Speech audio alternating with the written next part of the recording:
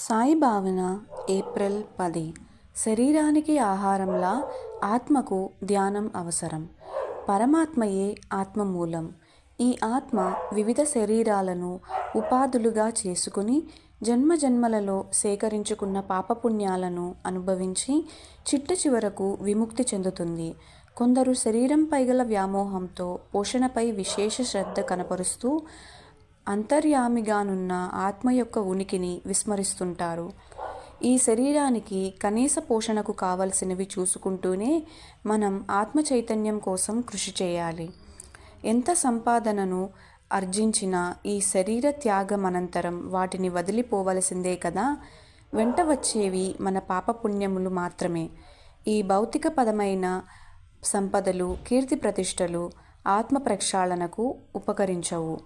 ఆధ్యాత్మిక ఆవశ్యకతను ప్రక్కన పెట్టి అశాశ్వతమైన భౌతిక అవసరాలకు ప్రాధాన్యం ఇచ్చినప్పుడు మిగిలేది అసంతృప్తి అనే తెలుసుకోవాలి. శరీరాన్ని బలంగా ఉంచడానికి ఆహారం ఎంత అవసరమో ఆత్మ చైతన్యానికి ఆధ్యాత్మిక శక్తి అంతే అవసరం. శరీరంలో శక్తి లేకపోతే ఎన్నాళ్ళో ఈ మనుగడ సాగదు. ఆత్మకి బలం లేకపోతే సాధన సాగదు. ఆధ్యాత్మిక కొన్నతికి ఆత్మకి బలాన్నిచ్చే ధ్యానమే సరియైన ఆహారం. ధ్యానం వలన మొదట మనసుకు పట్టిన విషయ వాసనలు తొలగుతాయి. అది కేవలం బాబా తత్వంలోనే మనకు లభ్యమవుతుంది.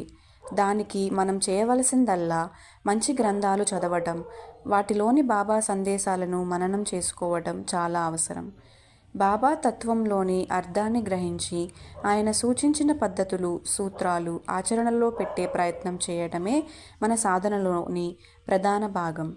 శ్రీ సచ్చిదానంద సమర్థ సద్గురు సాయినాథ్ మహారాజ్ కీ జై.